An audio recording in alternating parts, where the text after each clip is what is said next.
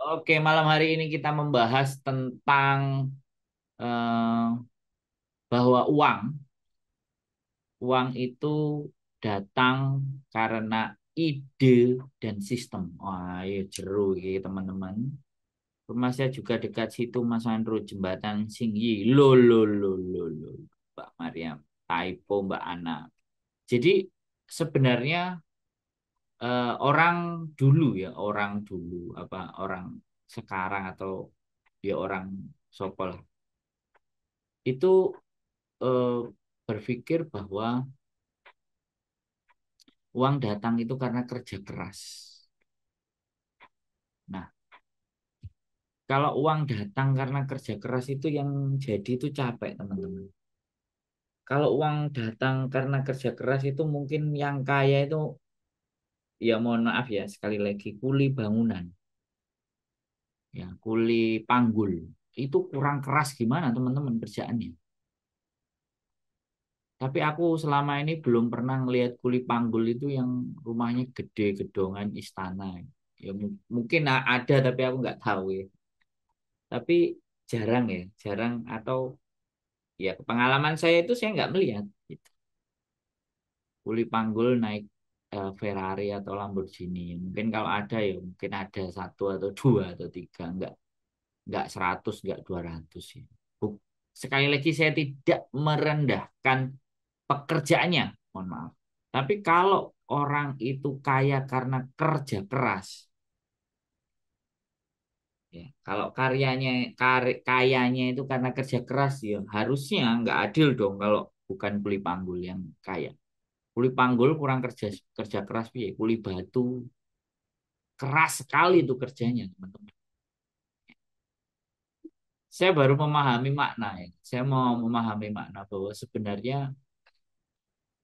orang hidup itu selalu kalau yang dikejar itu uang.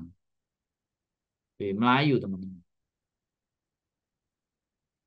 Kalau yang dikejar uang itu lari. Saya membuktikan, ya saya nggak tahu kalau teman-teman ini, tapi saya membuktikan ya. Saya dulu itu kerja dari pagi sampai malam, sama kayak teman-teman. Kalau teman-teman kan dari melek mata ya jam 6 lah, jam 5 sampai mungkin eh, saya diajak serius, ayo diajak bercanda, ayo Mas selalu siap mendengarkan kalau tidak tidur ya. Saya bercandanya ada dikit-dikit aja, tapi seriusnya lebih banyak. Makanya boring kalau orang yang nonton saya itu ya nggak apa-apa. Tapi sekali lagi, jadi saya 7 tahun itu, ini pengalaman saya. Saya 7 tahun itu bekerja di sebuah perusahaan dan kalau dibilang kerja keras ya memang. Jam 6 itu sudah setengah 6 itu antri mandi, ya, setengah 8 kita itu udah meeting. Habis itu persiapan setengah 10 open. Ya. Nanti dua jam 1 jam 12 istirahat setengah 1 persiapan jam 1 action lagi kemudian jam 3 setengah 4 sampai jam 9 malam setengah 10 selesai kemudian masih meeting jam 10 dan itu saya lakukan selama 7 tahun. Mindset dan orientasi saya dulu itu mengejar uang dan ternyata capek, teman. 7 tahun itu capek sih ngejar duit. Kenapa kok saya bilang ngejar ngejar duit? Karena gini, saya harus memenuhi target. Target di bulan pertama itu biasanya 1,5 M, 12 orang. Kerja 12 orang, 15 atau 16 sama manajernya. Hadir nyimak Mas Andro. Mbak Ika Isyana, ajarin Bitcoin Mas Andro. Bojoku ngomong bayar 10 juta. Jadi eh, sekali lagi teman-teman, eh, saya 7 tahun ini ngerasakan, makanya ada Teh Miswen. Selamat pagi Teh Miswen. Jadi Mbak Eva Teresa malam sehat selalu. Oke, saya baca komennya ya. Saya selalu baca komen ya teman-teman karena penontonnya hanya sedikit. Saya nggak bicara banyak, tapi yang sedikit inilah yang benar-benar Saya menginginkan mendapatkan pemahaman yang tepat. Jadi kembali lagi ya 7 tahun itu saya kejar. Uang yang saya dapatkan selama 7 tahun itu yang ada di rekening cash keras ya, yang bisa cash keras itu kan yang ditaruh di bank. Itu cuman mencapai terbanyak sekitar 70 juta. 7 tahun. Otomatis berarti 1 tahun itu 10 juta. Padahal gaji bulanannya itu 5 juta. Teman. Terus kemana sisanya? Ternyata sisanya kalau saya hitung, ya sisanya yang saya hitung, ya, 70 juta itu yang dalam bentuk cash, ya 70 juta cash. Yang sisanya ada 3 sertifikat tanah. Nah itu kalau tak hitung ya sertifikat tanahku dulu saya pernah beli di angka 33,5 juta. Kemudian 33,5 juta itu luasannya berapa aku lupa. Kemudian yang kedua itu sekitar kalau nggak salah ya sekitar yang kedua juga ada. Yang kedua itu sekitar 29,5 juta. Dan yang terakhir yang saya beli itu yang paling lebar itu cuma 25 juta itu 1 hektar. Jadi 3 aset itu saya dapatkan pada saat saya bekerja di perusahaan Jepang 7 tahun dan uang cash 70 juta. Itu rasanya cuapek setengah mati. Bahkan saya sering ribut sama bos. Akhirnya saya juga memberontak. Makanya saya selalu selalu suka SMA itu dibilangnya pembangkang. Terus kenal sama Mbok Diana bikin sebutan lagi berdebah. Jadi kadang-kadang biaya. Jadi saya itu mendistruksi sistem. Jadi sukanya itu memang rusak sesuatu. Semoga banyak yang nonton Mas Sandro. Enggak terlalu penting Mbak Eva Teresa, banyak yang semoga bermanfaat bagi yang nonton itu yang lebih penting. Ya, karena sekali lagi ya, saya lebih lebih apa ya? Orang yang nonton banyak itu euforia.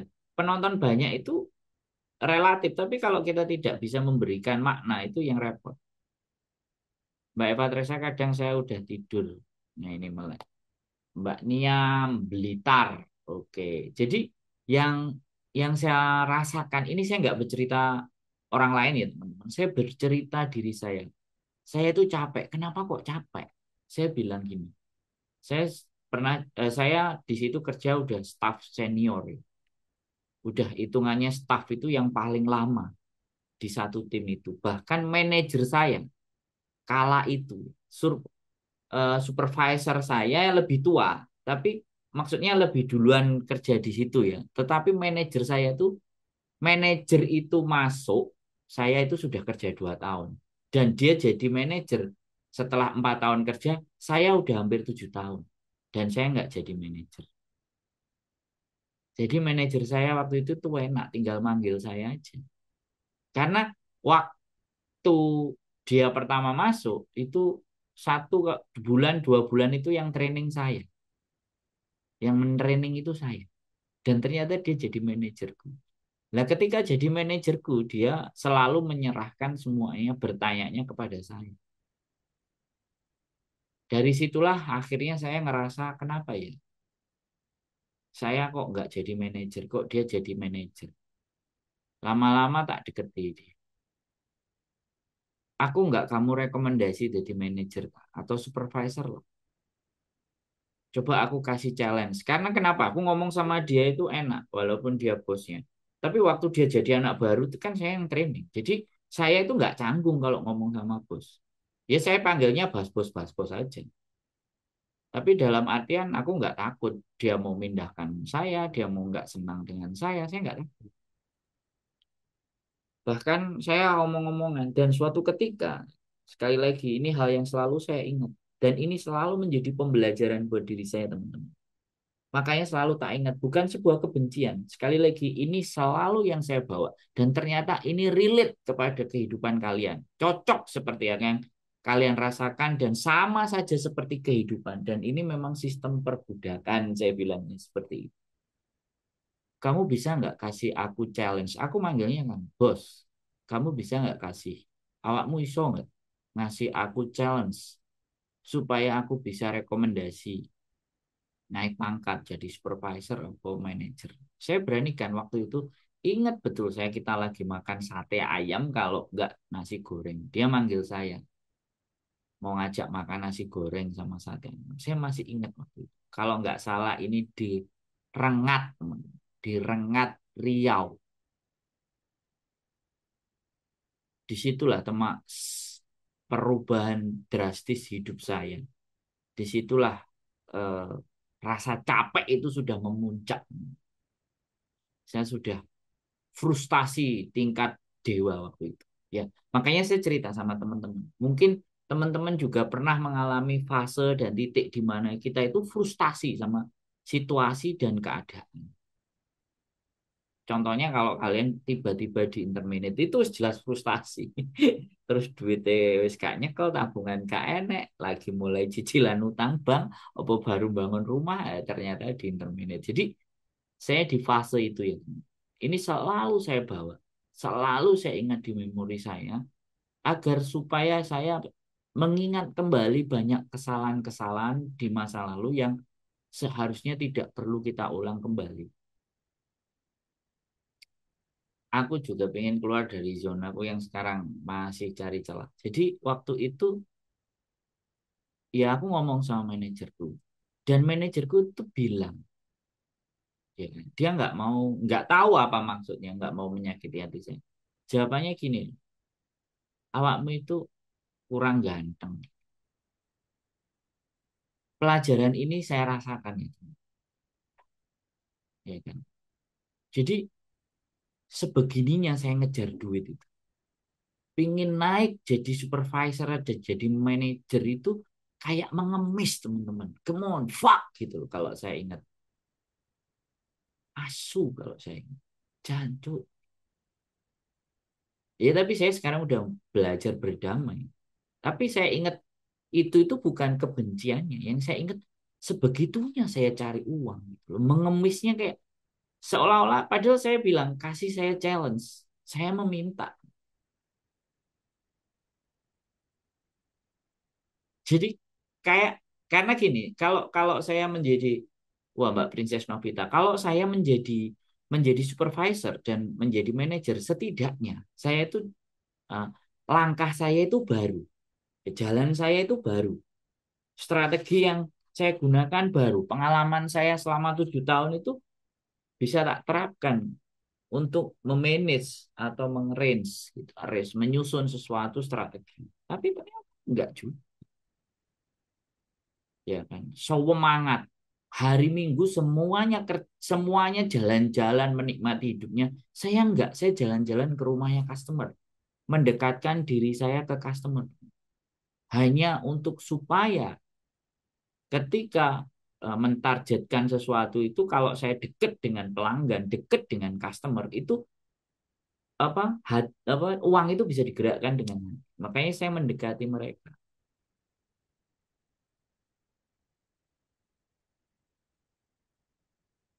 jadi seperti itu teman-teman capek ternyata saya flashback. Akhirnya setelah itu saya putuskan untuk jalan sendiri. Setelah itu saya putuskan untuk mengembangkan diri. Setelah itu saya putuskan untuk ide apa yang harus saya lakukan untuk bisa menghasilkan uang. Akhirnya waktu itu dengan berbekal pengalaman dan dengan kenal dengan pelanggan customer saya itu di area Pekanbaru Sumatera Barat Riau di 2 provinsi bayang provinsinya itu Jawa Tengah sama Jawa Timur taruhlah Sumatera Barat dan Provinsi Riau Pekanbaru Lubuk Pakam Bangkinang itu hidup saya itu dari rumahnya customer ke customer saya ngekos itu masih ingat tahun itu 250. Saya pernah sampai nunggak 5 kali. Wah, goblok. Tapi saya enjoy hidup dengan mengembangkan ide. Ternyata dari ide itu kemudian ada sistem menghasilkan uang. Saya silaturahmi datang ke rumah customer, silaturahmi ngobrol, terus saya memperkenalkan diri, terus saya beli alat tes serius teman-teman. Hampir 1 tahun, nggak 2 tahun hidup saya itu dari cek gula darah, asam urat, kolesterol. berbayar waktu itu di Pekanbaru 50.000 satu paket. Dan saya beli itu modalnya 20.000. Jadi total saya dapat untung 30.000 kalau satu paket. Kalau nggak salah modalnya cuma ya 15 ribuan lah. 10.000 yang kolesterol, 4.000, 4.000, 18.000 ya betul.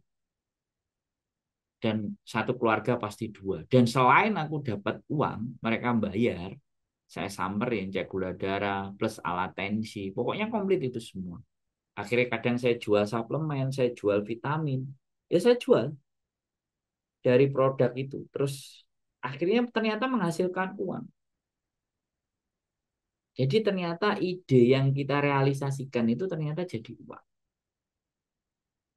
Nanti ada lagi ide lagi yang kita realisasikan dan jadi uang lagi. Saya ngomong, ternyata teori itu saya baru dapatkan tadi sore, tadi siang. Aku ngelihat reel dan reelnya udah aku share di Facebookku. Ternyata uang itu datang dari angin. Uang datang itu dari ide dan sistem. Makanya semakin banyak ide yang disistemkan, kemudian dijalankan, itu bisa menjadikan uang. Fondasi dasarnya tersitu. Terus saya berpikir lagi terus untuk bagaimana caranya untuk saya bagi ke teman-teman. Makanya kalau kalian ide, realisasikan. Lakukanlah ide itu. Pasti ada duitnya. Jawabannya pasti, pasti. Tapi kalau ide itu hanya cuma di angan-angan, nothing, nggak ada. Jadi yang saya kejar sekarang itu justru ide. Bagaimana saya mampu merealisasikan ide untuk bisa dijadikan uang. Makanya, dan ide itu muncul dari apa ya? Apa yang kita lihat. Melihat situasi, melihat keadaan, melihat pasar, melihat market untuk muncul ide dan ide itu langsung eksekusi. Jelas contohnya gini aja ya. Goblok-goblokan aja ya. Di Hong Kong ini ya. Goblok-goblokan ini. Ini sudah dilakukan sama teman-teman. Goblok-goblokan. Sorry, sorry itu saya ngomongnya. Jadi orang Indonesia kan banyak. Dan kalau pagi kan sukanya sering makannya gorengan, ote-ote, bakwan, tahu isi. Itu kan ide. Kemudian dijalankan oleh beberapa teman-teman. Kemudian dititipkan ke toko Indonesia. Jadi duit nggak? Jadi guys. Loh mas tapi kan nggak kerja keras. Goreng. Loh ya mesti no. Action. Berarti habis kerja nang majikan ya kudu goreng iki kan ya kerja keras. Loh ya mesti no. Ya oleh duit.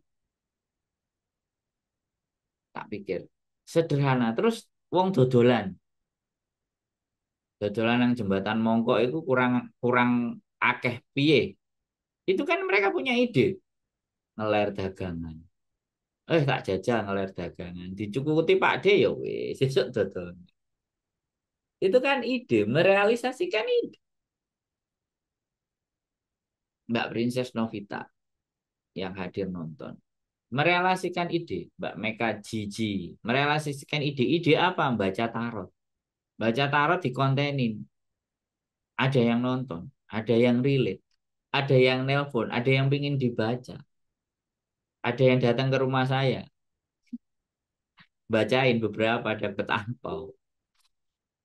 Ditunjukin sama saya.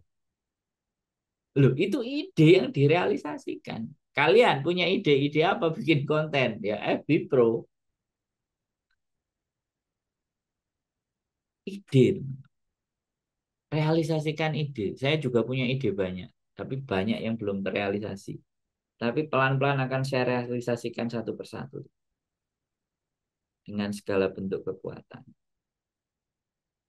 Jadi sekali lagi, realisasikanlah ide kalian. Kalau mau cari uang. Bukan hanya kerja keras. Bukan kerja keras tok. Realisasikan ide. Carilah ide, pikirkanlah ide, dan eksekusikan. Sudah jadi uang. Di dunia ini kalau kita bicara ide itu jutaan miliaran ide. Terus kadang-kadang kita itu Mbak Aulia Nur Asih selamat pagi. Kadang-kadang kita bilang, oh sudah ada ide sudah itu, oh sudah ada. Di sana sudah ada, di situ sudah ada. Teman-teman semuanya, barang boleh sama, dagangan boleh sama, tapi rezeki bisa beda nggak? Oh, sudah ada di situ. Oh, di sana sudah ada. Jadi nggak perlu nanti saingan, nggak apa-apa. Wong buktinya sekali lagi ya saya tanya ke sekalian. Sekali lagi contoh yang paling gampang saya tanya. Di mongkok itu loh. Sing didol kabeh apa sih? Podo panganan. Rujak, sate. Mbak Nawang Wulan. Kapan kita nyanyi Mbak Nawang Wulan? Kalau libur Sabtu kita nyanyi Mbak Nawang Wulan. Kalau libur Minggu ya wis. Libur Sabtu kita lagi cari penyanyi Mbak Nawang Wulan. Hari Sabtu yang bisa menyanyi teman. Kita lagi penyanyi, mencari penyanyi buat hari Sabtu. Jadi kayak gitu teman. Ya. Jadi ide kalian apa? Realisasikan. Lakukan ide itu. Sudah. Eksekusi terus. Sampai menghasilkan. Iya mas menghasilkan tapi hasilnya dikit. Ya sing akeh merealisasikannya. Ya berarti itu kerja keras. Ya ide dulu. Kerja kerasnya itu kan setelah nek kita kerja keras nggak gaya ide, artinya kerja karo uang kan nggak gaya ide. Nah, sekarang ide kreatif itu bisa juga dipekerjakan di orang. Kayak contohnya channel YouTubeku nggak ada thumbnailnya. Mas, aku sih nggak thumbnail. Aku bayar ono. Itu kan ide dan itu kerja keras enggak untuk tutul-tutul HP. Saya dari kemarin itu juga tutul-tutul HP awal. Ya, ngajarin. Tutul-tutul HP bikin thumbnail, bikin judul, bikin deskripsi di channel sebelah. Nah, channelnya cuma ngonten. Ya sudah. Boom. Ya itu kerjaan. Ide kreatif. Industri kreatif. Hari ini tuh industri kreatif, teman. Kalau kita kreatif, maka kita bisa menghasilkan uang. Nggak hanya kerja keras, tapi kreatif. Makanya kreatif itu muncul dari apa? Ide. Ide itu muncul dari apa? Belajar. Ide muncul dari penalaran. Ide muncul dari pemikiran. Lah, kalian mikir nggak? Aku tiap hari mikir loh teman-teman. Walaupun siapapun ngentai ambek aku tetap mikir. Selalu tak pikir. Saulan sesuk iki opo? Di 2025 itu aku harus ada perbedaan dengan 2024. Yang apa yang sudah saya lakukan di 2025 itu bisa jadi nanti di 2024 bisa jadi di 2025 nggak harus saya lakukan lagi.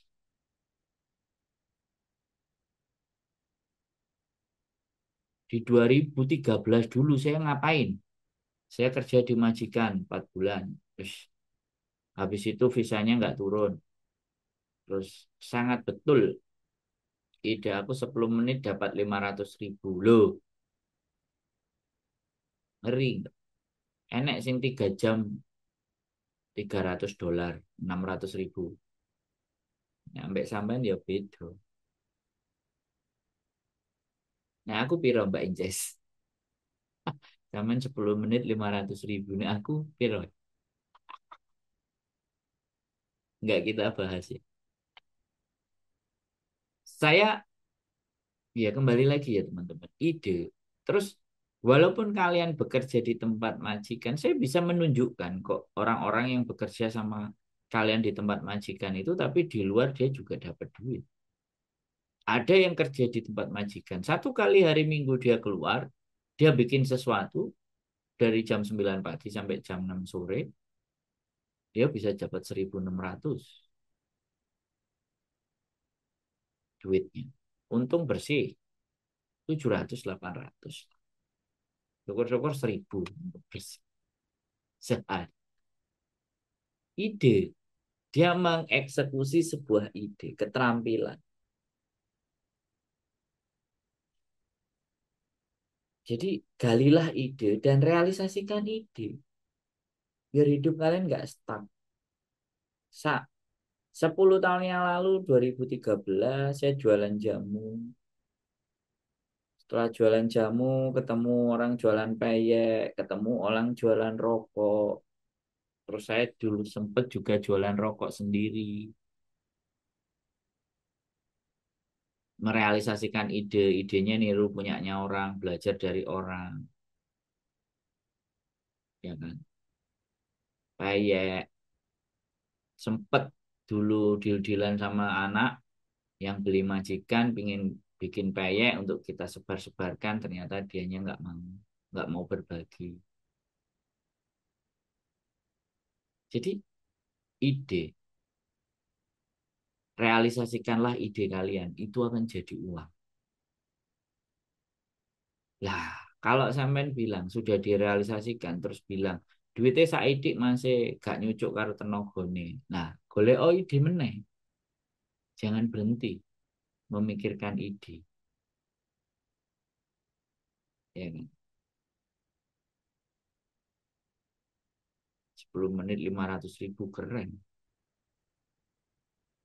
Saya tanda tangan 1 jam datang 2 juta.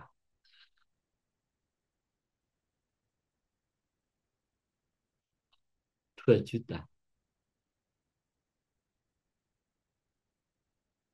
Ya saya nggak kepingin apa ya sekali lagi saya bilang. eh, Kenapa nggak jualan rokok lagi Bang? Wah, soalnya sudah tidak boleh sama istri, Mas Aris, yang di Makau. Mas sekarang jualan lagu, lagu nggak jualan lagu, jualan karya. Sekarang jualan konten, jualan video, jualan jasa, maklaran, nyales, ya kan? Nanti baru jual produk, mudah-mudahan. Lagi saya desain, lagi saya setting. Kemarin juga sudah sempat jualan barang, tapi dia dihapusi. Ya ditipu lah bodoh kalau teman-teman. Nah, kita nanti mau mulai lagi mudah-mudahan. Jualan barang, 2 barang nanti. Saya akan coba. Terus selain jualan barang, saya juga. Nah, setelah di level kita bekerja menghasilkan uang, terus kita level berikutnya adalah investasi. Kalau investasi ini sebenarnya nggak dari sekarang sih, saya sudah berpikir sejak dulu bekerja di perusahaan Jepang pun saya berinvestasi. Makanya tadi beli tanah, akhirnya kejual dua-duanya. Masih tinggal satu, yang dua pun ya harganya jadi 45 kalau nggak salah. 55 dari 33 jadi 55 sudah ada kenaikan. Yang satunya 29 sudah jadi 45 juta. Ya akhirnya pegang duit cash itu terus tetap ya habis. Mbak Stefani Steven Wulandari. Jadi sekarang perbanyaklah ide yang bisa kalian eksekusi. Saya ngelihat Raja FYP yang lucu pakai peci, celananya bolong-bolong dan blow on. Saya ngelihat, saya melajari, iya ya, dia ini berpikir lucu gitu, view-nya ngeri, FB Pro. Dan dia ketika melucu itu terus konten biasanya nggak dia tunjukkan aslinya, tetap di figur kayak cari Chaplin. Jadi kayak videonya juga kadang dicepetin, kayak cari Chaplin. Jadi ya ide. Saya lihat Tai Lincing, ya kan. Saya lihat juga pasangan suami istri bikin video-video, udah hidupnya begitu-begitu aja. Endorse. Nah, ide ide apa namanya? Punya suami, punya istri, istrinya kembar. Padahal itu video aja yang diedit, dianggapnya kembar. Habis itu masuk sama adiknya, terus masuk ke kamar kan ketemu istrinya, kakaknya. Lah itu loh, saya ngelihat itu ada lima, 5 kali ide itu terus dipakai dengan orang yang berbeda dan penontonnya juga tetap ada gitu loh. Artinya apa sih teman-teman? Kalian juga ngambil ide dari mereka pun nggak apa-apa. Tapi karena orangnya yang akan berbeda, maka hasilnya juga akan lain. Nah, di situ persoalannya, teman. Kalau Mas Aris juga nanya kenapa nggak jualan rokok lagi, saya dulu satu koper itu tak bawa. Kalau nggak salah 120 slop, 200 slop itu saya bawa ke Makau juga pernah. Sama toko di Makau. Kalau sekarang mungkin masih ada orang, Mbak Ika. Kalau Makau warung ada namanya Mbak Ika, ya salam aja dari Sandro. Jadi pernah dulu saya bawa orderan. Bahkan nggak cuman rokok, kadang dia peyek itu juga mau ke Makau. Ya, aku nggak ngerti kenapa di Makau nggak ada yang jualan peyek. Sebenarnya jualan peyek pun di Makau ya laku. Itu hal-hal yang simple-simple ya teman. Jadi ya sekali lagi ya buat teman-teman semuanya, capek kalau kalian itu kerja keras tok. Dan kalian kejar uang itu capek. Tapi realisasikan ide. Carilah ide dan realisasikan ide itu. Maka ide itu akan menghasilkan uang. Mbak Umindut. Oke? Jadi seperti itu ya teman-teman pembicaraan kali ini, obrolan kita di malam hari ini bahwa jangan mengejar uang, tapi realisasikanlah ide-ide yang ada di kepala kalian. Ya, lakukan terus, evaluasi terus, ya, dikaji terus sedemikian rupa. Ketika ide dijalankan dan direalisasikan dan menjadikan sistem, dijadikannya sistem, maka uang itu yang ada. Oke, terima kasih, sehat selalu buat teman-teman semuanya, selalu bahagia, selalu bersyukur. Ya, selalu bersyukur agar kita tetap bahagia, ya, jaga kesehatan, jaga vitamin, pikirkan diri sendiri sebelum memikirkan orang lain, rawatlah diri kita sebelum memperhatikan orang lain. Keep stay tune my YouTube channel and see you next video. Bye bye.